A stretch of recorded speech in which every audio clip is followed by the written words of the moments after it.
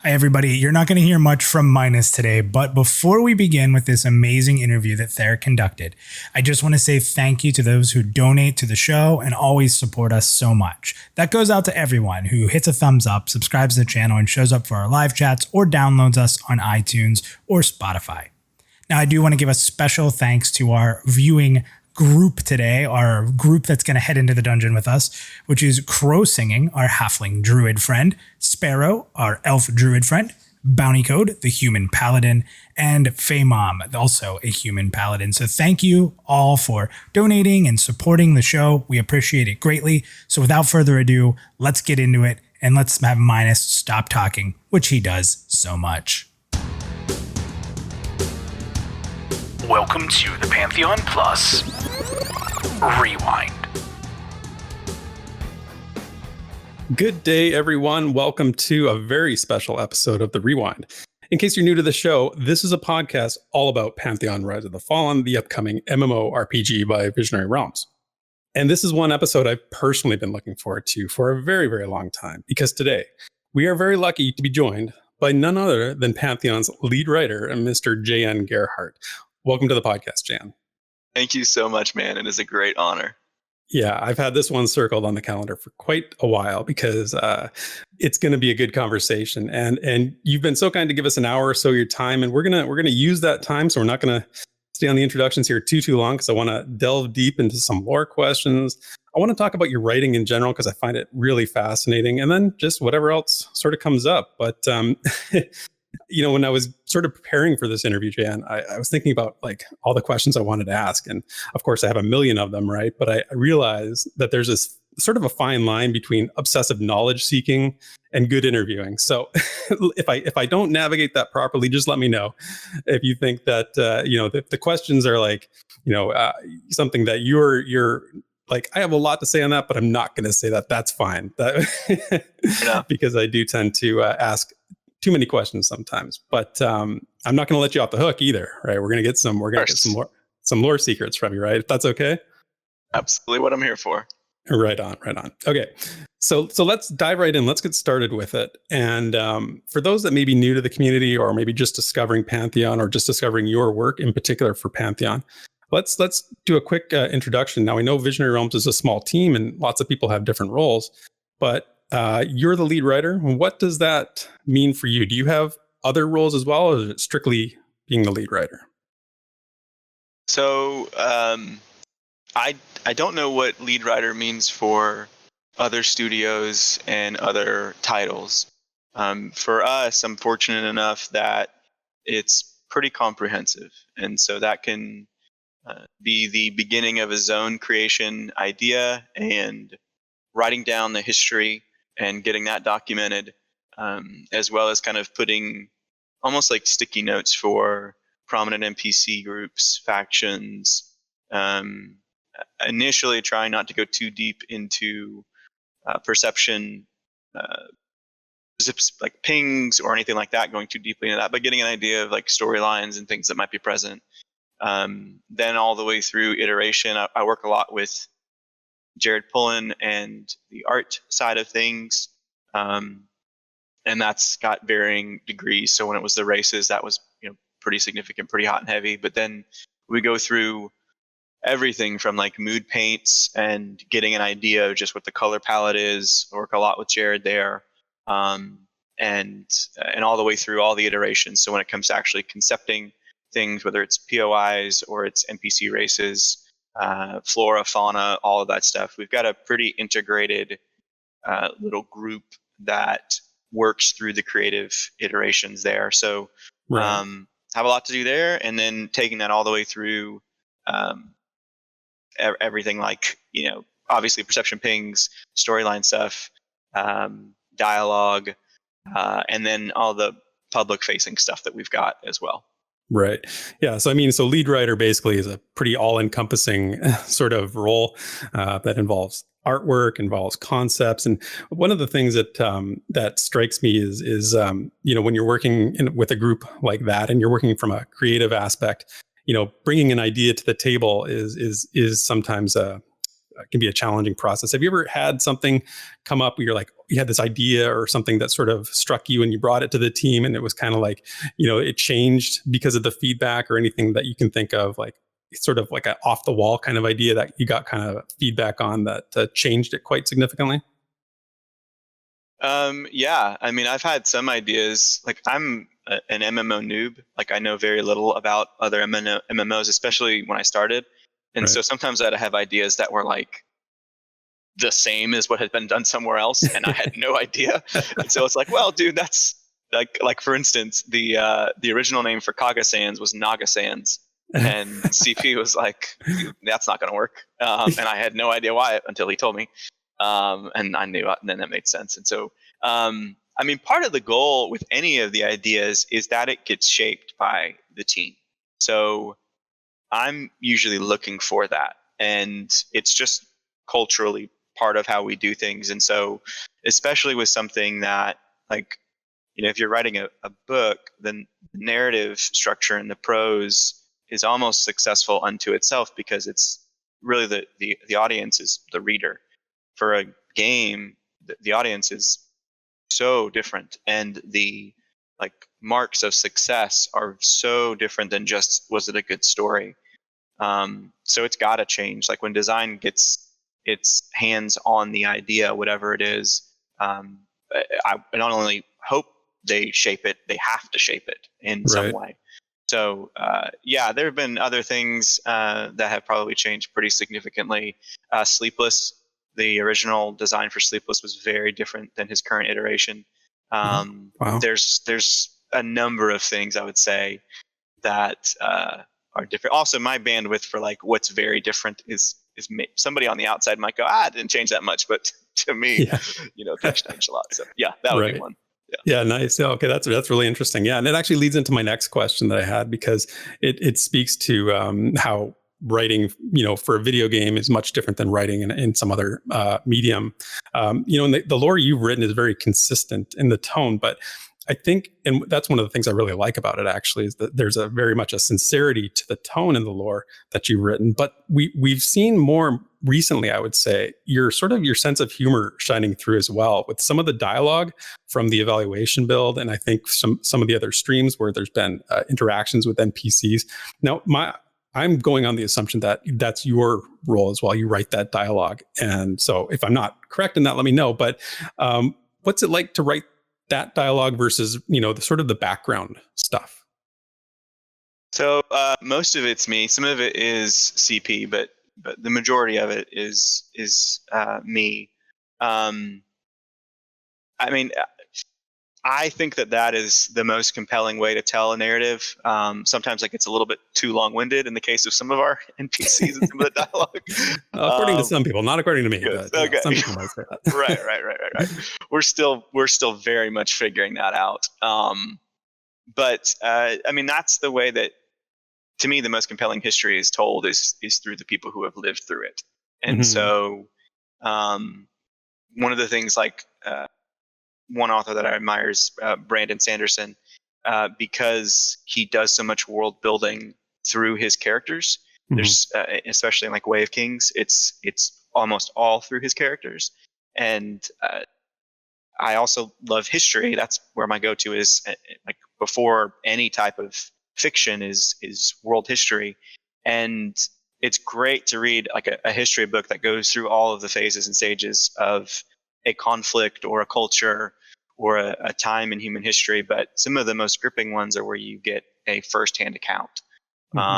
And then you see the culture that arose out of that. And so for me, that, whether it's selling something that's humorous, I think in-world humor is some of the most satisfying. Like a joke that works because it was inside of that universe and it hit that, it just feels great. And so if you can do the groundwork on the front end of building the world, and then you have authentic characters living in the world, then hopefully a natural derivative and outpouring of that is humor and stories that they've lived through that fit alongside that and don't feel like we've taken something from our world directly and plugged it in. So I hope we're Yeah. successful with that. It's a goal. It's not, shouldn't be too much to where it's like, it'll fall flat in that case if you're forcing it. But when there's moments like that, I'd definitely like to draw that out. Right. It's funny you should say that. It makes me think of in the evaluation build when Ko was playing it, and he was talking to Sidara Kitts there in the sort of near the end, and that's a very long dialogue. It went on for quite a while, but Yes. it was it was her giving her experience of what what happened to the elect and what happened to her soldiers and her friends, and it was you could have done that in a few different ways. Could have been a narrative exposition of some sort, but it was her telling this story. I thought that was really powerful. So I liked that. What you spoke about, your literary influences. You mentioned Brandon Sanderson. Anybody else that, who are the authors that have made an impact upon you as a writer? So yeah, I would lean towards some historical authors, but I'm not going to get into them too much. I think that's honestly, if you look back at the initial stuff that we published on like the history of Terminus, it was very clunky. It was dry, and it was just totally overwritten. And at that point in my life, I was reading like almost exclusively historical texts, and like not some of the firsthand accounts, but like just histories, whether that's World War One, which is kind of a personal favorite time of mine, or World War II, or antiquity, whatever. And so that's kind of what I've grown up on is more reading historical narratives. Right. But just authors in general, and leaning more fantasy. I mean, Tolkien is kind of the bellwether. But of his books, like the Silmarillion's my favorite. The thing I would extract from him that has probably had the most impact on me, there's tons of things you could say about him, but the way he constructed his worlds was so meticulous that you bring what I like to call this expectation of existence to all of the work of Middle-earth. You just expect that things are true and real. And so like when I'm reading a book that's in our world, that's historical and factual, I don't have to question whether or not it happened. Now, there may be some discussion on whether or not it happened just like that or whatever, but generally speaking, we know the Peloponnesian Wars happened, for instance. We know that. So when I'm reading about that, I don't even question, like, is this a believable narrative? Because I know it's something that happened. And with Tolkien, everything has that expectation of existence that I don't question that these events happened when I'm in that world. And the Silmarillion, I think, is just so wonderfully done, and it has this high stakes drama while also being like 30,000 feet and then down on the ground level, and then 30,000 feet and then down on ground level. But his way of having all the threads tie together, that impacted me the first time I read it, and I think has stayed in me, so to speak, more than any of the other books because of that, like that goal. George MacDonald, who not many people know about, he had a huge influence on C.S. Lewis. In fact, what I was reading earlier before we started recording, I guess, was an excerpt from C.S. Lewis writing a foreword for MacDonald's books. And Lewis just talks about it wasn't that his writing was so great, it wasn't that his turn of phrase was so amazing, but it was that his world building was genius. And the way he created myths was genius. And I'm not a C.S. Lewis. I'm not a Tolkien. I aim for MacDonald, the myth making that he was able to create. That was before all of those guys. He died before Lewis had ever read a book about him. His wife actually published, I think, his first novels after he died. Huge impact. Timothy Zahn. Star Wars is like my universe. And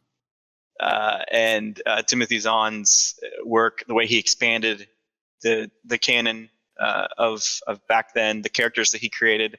Thrawn has been one of my favorite characters for a long, long time, which it's cool to see him have some more prominence in the mainstream recently, but then also reinventing Thrawn. He's done like several trilogies that have had Thrawn as a major player, and he's doing some right now. And he's reinvented the character, and I think it's even better than his original version. Nice. So his character work is amazing. Sanderson, I mentioned that about the way that he lets you into the world through his characters and doesn't spend a lot of time on this exposition outside of it, which is something that I need to learn from. So yeah, and then George R. R. Martin, I would just say from him, the way that he writes is eminently readable, and it's so instructive. Like if I feel like I'm off, I will just listen to some of his stuff because he just lets you in. Like he removes the language as a barrier, and that's successful writing. And that's something that I am awful at times. Like I'll just muck it up. So anyway, those are some. Yeah, that's awesome. I mean, I can't agree more about George R. R. Martin. I've never read the same book so many times as I've read his novels because I can just read them over and over and over again. You're like you said, there's no barriers to understanding what he's trying to get across. And look back to Tolkien for a second there, just because you mentioned it, and I see a lot of similarities in your writing between yours and Tolkien's writings. And you talked about, the expectation of existence and how he just writes from that perspective. And he was seeing, sort of the Industrial Revolution going on at the time. And if you look, when you watched or you listen to, you read Lord of the Rings, you see a lot of those themes there. And they were all coming from something that he was sort of seeing and sort of going through or experiencing. And you also mentioned your lore being in the beginning very, very sort of overwritten. I mean, I like it. I know what you're saying. I can get what you're saying there, but don't stray too far from that. I kind of enjoy that, so I find it very deep and very, I like things that I have to read a bunch of times, like I know some people will be like, oh, I don't really like that. But for me, that's one of the things that has drawn me in, is because every time I read it, I get something new out of it. Right. So a little bit of that George R. R. Martin thing going on too. So yeah. Thanks, man. I think successfully, I think it's okay to have different not versions, but like some stuff that is more accessible and some stuff that is a little bit more like Silmarillion. So yeah, we'll keep some of that in there. Don't you worry. When they let me just totally go nuts, I usually do stuff like that. So. Yeah, well, and that's good. My next question is sort of like that. You've written a lot of stuff. So at what point does it sort of become, does the iteration stop on a single piece? When does it become baked into the game, so to speak? Because I know with like the rest of the game development, it's very iterative and things are always sort of changing and rethinking, refocusing. But for you as a writer, when does it become like stamped on the page? So because it's a game and we're in open development, that is a bit of a moving target, and it's been one of, I don't know if I'd say the hardest things, but it has definitely been a challenge at times because stuff just has to change and things have to be adjusted. And I can think a narrative is rock solid in my mind and even have some versions of it in game, and something comes along design wise or something that I can tell is going to need to change down the line that affects and reverberates kind of back up the tree to this point. And I have to be, and anybody who's kind of on this side of the ball has to be flexible. Right. And so it's really hard to say that. Like the one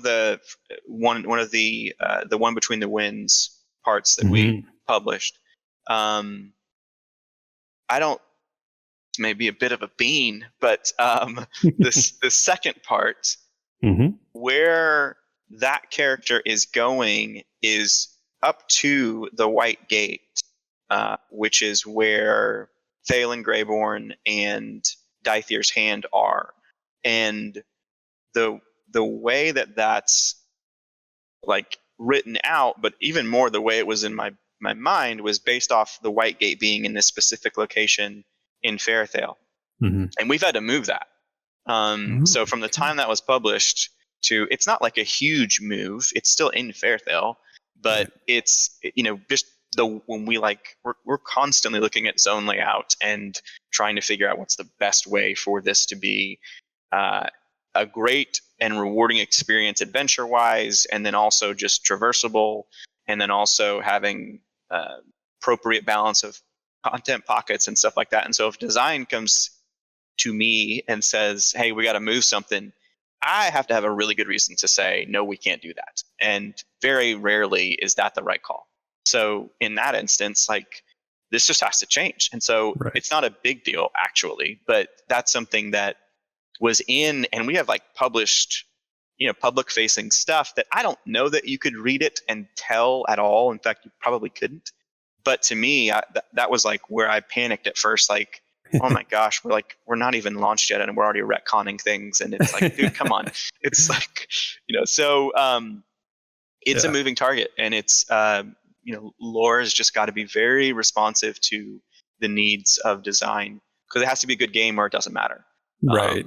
Exactly. Yeah. Interesting that you, sorry, what were you going to say? I was going to say, hard to answer that one like definitively, because it's never definitive. Like when we launch, it'll be done. I know that nothing will change then. Yeah, no, that's interesting, because I didn't know. I honestly didn't know the answer to that. And you mentioned the one Between the Winds. I love those stories so much. The second one, is it Savin? Is that how you pronounce his name? The character in that? Yeah. And there's more of those. Like, that's honestly, I was super ambitious with writing those initially, and bit off like way more than I could do in a reasonable time frame. So there's more of those. Nice. Yes, Can't there's wait. more of that story for sure. Can't wait. Yeah, I love that story, sort of, those two stories sort of connect to the greater story, right? And I love the connection between Thalen Greyborn and Kaelin Greyborn from the Keepings at Castigue. I love the threads that go between them all. So anyway, I'll have to contain myself here. I'll just keep talking about that stuff. But so out of the last question for the sort of beginning part here, what's your favorite thing that you've written out of all the Pantheon stuff you've written so far? What do you have a personal favorite or connection to? I am going to say, I think I'm going to say Belle Iris's signature character story. There's some personal things in there. I mean, just the idea, like, as you get older, very rarely do you get to do what you want to do or do what you feel like you're called to do. And your skill set sometimes even can be a hindrance to that, because you want to put everything you have, and you believe if you had the chance to like pour everything you had into this either occupation or this role or this position, you could max out and you could make an impact and do something. And for her, it was to be a nameless, faceless orphan in a sect of monks that, rule her people, or at least advise authoritarian wise their race. And that was what she wanted more than anything else, and was so devoted to that it almost cost her life. But then also to see like all of that determination and that passion and compassion put into another role that will accomplish the same or greater things. It just wasn't at all what she imagined, and she despised it and disdained it. And there are a lot of things like that too, for me personally, that like just not being able to walk the path that you thought you were going to. Initially, I used to want to do movies. That was the only thing that I wanted to do was film. And then learned in this time of like getting married and having kids and going through life, like that was not what I was going to be able to do, at least not initially. And then like kind of falling into writing books and creating worlds and realizing, I like that too. And then, moving into other things. So there's a lot of things there with her that I think are instructive and a good reminder to me. But then also, I don't think she's connected with a lot of people.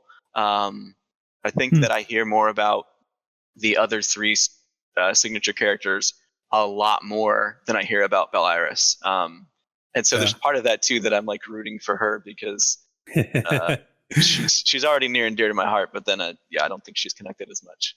Yeah, she's kind of the underdog of the bunch. Yes. I really, yeah, it's a great story. I like how her identity as a, class identity, that's what we're going to talk about next. But her story is all about sort of, at least the way I read it, to me, when I read it, was class identity and becoming something the outside structures don't really have a way of interpreting or understanding, and going from this monk, sort of the Atahane and the structure of the monk class and their connection to the Archai race, then going and taking on a new sort of persona. And so it's interesting. But in what you said, the other three too, I think Janisova, the things I hear, that Janisova is the most popular one. Really? People, yeah, I don't know. A lot of people really like that Janisova story. I know Minus really likes it, and because of the rogue aspect of it. So I had to bring that up. But and for me, Thalen Greyborn personally, of all of them, is my personal favorite, because I'm going to play a ranger, I'm going to play an elf, and she's very much close to the kind of elf ranger I would want to make, even though I know she's not a ranger as described in the story necessarily. But those are great. Those are great. Any more of those signature characters sort of in the hopper? anything on the way with regard to that?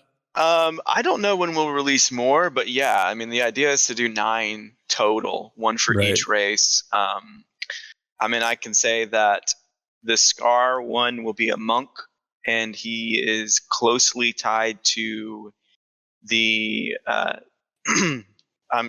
Dark Mirror. I don't care how y'all say it; it's totally fine. I've been saying Dark Myr because I heard you say it one time, yes. And I felt like that was what I remembered. So whenever conversation, I say Dark Myr, but I don't judge others for the way they say it either. Do I? I say Dark Myr. I know for a fact Brad said Dark Mirror, so I am fine with anybody saying whatever. But a Dark Myr cleric, who's we'll get into classes here, but I can say those two with confidence. And then the dwarf is either the dwarf will probably be a paladin, so I can say that. Nice. Well. Yeah. Just made a lot of people happy. It's very good. So class identity is such a core concept in Pantheon, and like I said, you've written the signature characters. I think are really, for me, what I see as a good example of highlighting class identity, because there's some, it's not explicitly stated as to what class. Some of them are like with Arakamel, I believe, it was really focused on the Dire Lord class. Is that the purpose of those, or are there other pieces of lore that you've written that you think highlight class identity better than those?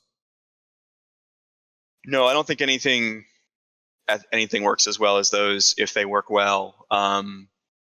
Again, because I'm not as,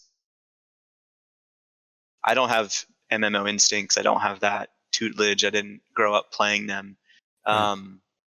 So I kind of had to do some research on our team and with CP to say, am I representing this right? And there's a hybridization there kind of with all of them. Obviously Thalen's more overt, going from this rogue to a more warrior, more field general. And then there's Janisova, who I didn't ever think of it, but several people I've seen say there's an enchanter aspect to his narrative. I hadn't heard that. That's interesting. Well, just the way that he casts the spell on the Lord gets in his head basically. Right. And it's not an actual spell. He doesn't do anything like that. But that's I thought that was interesting because I didn't plan on it. But anyway, yeah, I think those are trying to give a lived-in, authentic, world based expression of the classes. So they have to had to hit both boxes, and I hope we can continue to do that. Nice. Okay, so let's do sort of go through the classes. Just do a quick or longer if you want snippet, lore snippet for each class, and maybe you can say something like, what does it mean to be this class in Pantheon from a lore perspective, and versus traditionally, I know you said you don't have the MMO background, but whether it's D&D or whether it's just any high fantasy sort of writing compared to that. So start with the monk. What does the monk sort of say to you from a lore perspective? So being a monk is all about using this spirit, this energy inside of yourself to infuse your physical frame into a weapon. And I love it because it brings a uniformity to all of monks, that no matter which race it is, there is the same process. And then your like growth curve is the same, in the sense that I was talking to CP about this the other day, actually, and the thing in our world that it feels a little bit analogous to is horsepower in a car, where you have your base horsepower that your engine produces, and then you have your wheel horsepower, which is the actual amount of horsepower that goes through the drivetrain to the wheels. And there's an energy loss as you do that transfer from an engine to a wheel. And when you're a monk, there is a profound energy loss, we'll say, from the power inside of yourself to your physical manifestation, so your body. And it is all about, on that progression curve, opening the gates, which are removing the inefficiencies, in a sense, that to make it as technical as possible. Like you're trying to get these things open, and this pathway open to where it is a one-to-one, and not having to go through these conduits. Nice. So for the monk, it's getting out of your own way. And then also there's a note of like sacrifice, and like it's this, in mindset, you're almost by yourself, but then you're definitely having to rely on others in a grouping context. But you can see a monk being solitary and then also selfless. Right. And so there's a compression of those two angles that is very different than like a rogue isolationism, which a rogue could just go live on their own, and be fine, or a ranger even. The monks is very different, and it's a lot more, almost religious in that way. So right. Awesome. That's great. And I got to play the wizard just recently. And when I was doing my video sort of summary of it, I was looking at the lore on the page, to sort of get a feel for it. But what about the wizard from a lore perspective? So wizardry is based on, obviously, spells, but the memorization and the learning of spells. And there is a talent or a skill that you have when you are not just learning that, but then also reciting it, saying it back, and any accompanying like hand gestures or movements that might go along with that. And so when I look at the wizard, I think immediately like language and speech, and the power that is locked inside of the actual incantation. Mm-hmm. And that is a theme that is all throughout Terminus and all throughout the world and the creation of the world. And language and the power of language and speech and knowledge and wisdom and all of those things flowing through something as simple but as powerful as speech or a spell or an enchantment or a scripture. That the distillation of that power down to words, or again like pictographs or glyphs, runes, hand gestures. Like when you see it, it's kind of everywhere. Yeah. So with wizards, I think of that. Like I feel like the academic side of it is a big deal in Terminus. It's a big deal to be somebody who is able to do these things and do them well. And I want to play with some of doing it poorly. Like, what's the consequence of doing it poorly?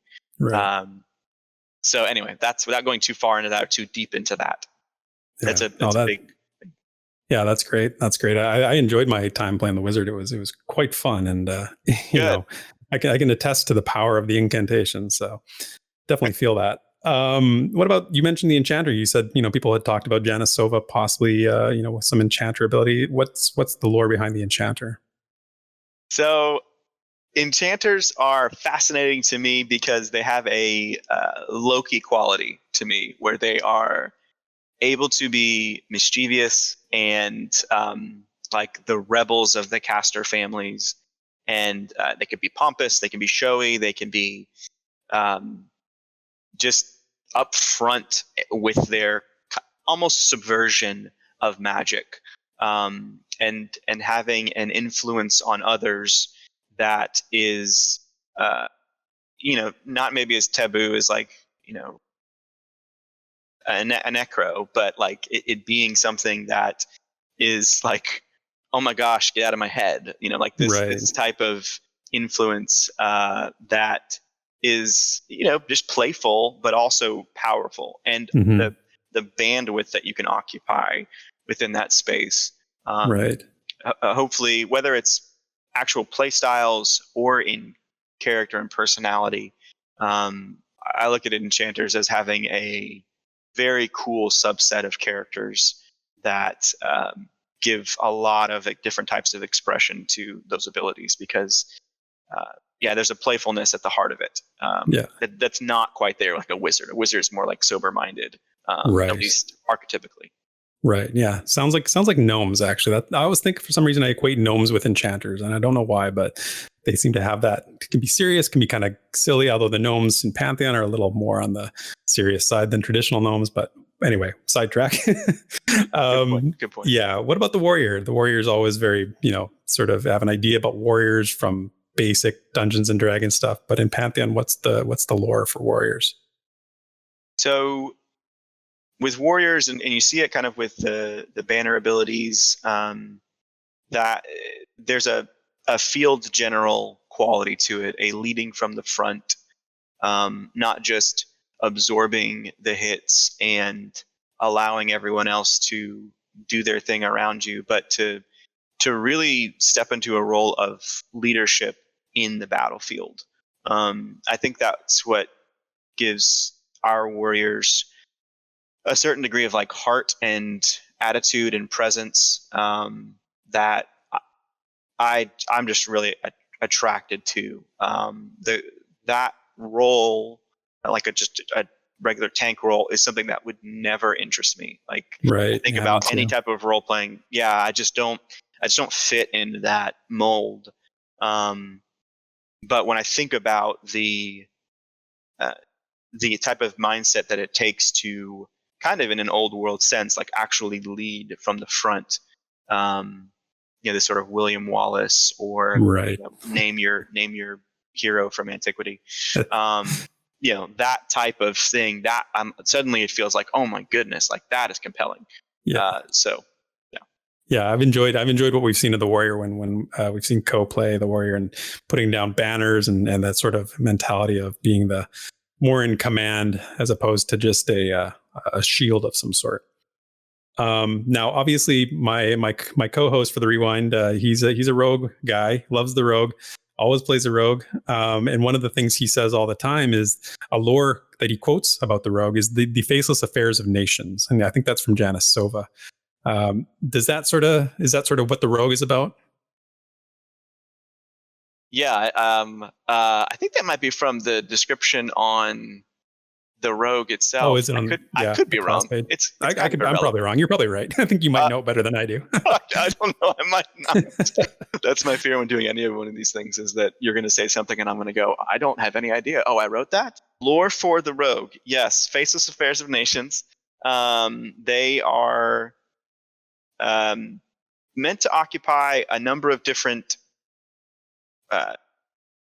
their relationship to me, and in some ways defined by the culture they're set in. So for elves, like splinter folk are almost not exclusively rogues, but a rogue would be splinter folk, which is this branch that's broken off and not a part. Because in the first one, Between the Winds, where Theolen is talking to her dad in these little snippets about, can there be a good rogue? Is there such a thing? Because the way it's been presented to her for her whole life is that living in the shadows way of doing things is almost fundamentally like wrong. It's not facing your opponent. It's not meeting strength with strength. It's violence and subterfuge from a hidden place, which is something that elves draw real hard lines with almost everything, certainly from an Asher perspective. So you're not obviously kicked out of society, but you're borderline kicked out of society, and you're almost forced into a subset of society within elves. Whereas for humans, it's like, you're just another one of those. Maybe you're a little bit good, maybe you're a little bit bad, but it's not as big of a deal because like the morality of the culture doesn't see you in the same way. And in some cases, like you could be highly valued if you're a Janisova or you're an assassin or you're one of those things. Like it's almost like this is part of the game we play. Certainly among nobility, this is part of how we get things done without getting our hands dirty. And so it's very different there. So I like that about rogues, that they can occupy so many different things because they're faceless. Like you can just put them anywhere and have them do anything. And so that way of maneuvering through the world is unique. And it fits in with the idea of dark trades and all that stuff, where you've got this group of skill sets that are kind of the other side of the moon, so to speak. Very cool. Very cool. Very cool. And the Dire Lord is, a unique class to Pantheon. It's not something that you see in other games. So was it, what is the difficulty, or was it difficult to write the lore for the Dire Lord? Yes, in some ways.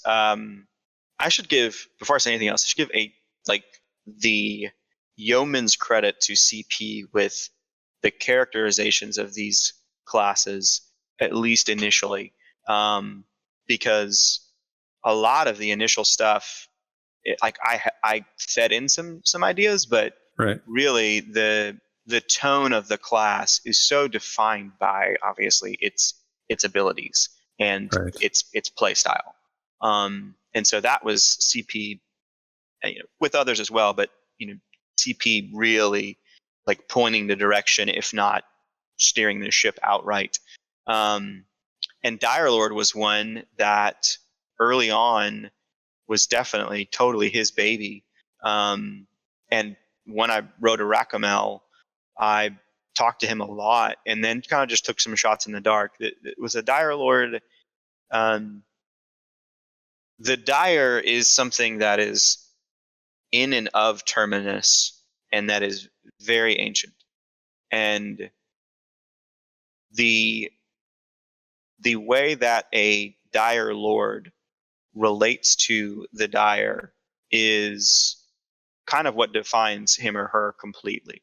And so you can totally run towards it like as if it's a dark light, and totally embrace it and find a path that is very dark and selfish in a uniquely evil way. Or you can do a more Arakamel route, which is resisting it but also needing it and relying on it in a way as a means of survival. And so for Dire Lords, there's this fraternity around it that is like it's almost like prisoners helping prisoners, where at one moment you can be relying on each other because you need each other, but as soon as there's a chance to escape, like you're at each other's throats. And so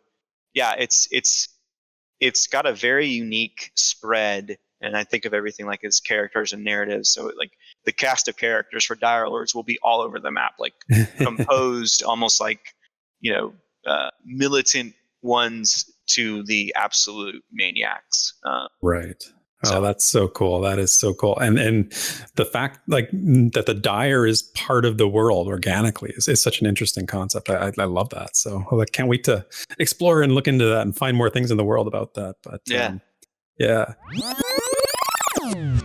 So we're going to stop it there for just this week, and we'll pick up next week as we talk about the remaining 6 classes, some lore of the world, and some of the things we know a little bit about to dig a little bit deeper, and a couple fun questions while we have JN's attention.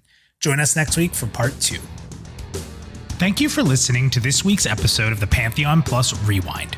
Be sure to follow Minus and all Pantheon Plus related content on Twitter, Twitch, and YouTube under the name Pantheon Plus. Also, be sure to follow Therek at Pantheon Therek on Twitter. Keep up to date on all Pantheon Rise of the Fallen information on www.pantheon.plus, the definitive source for all media of Pantheon. Until next time.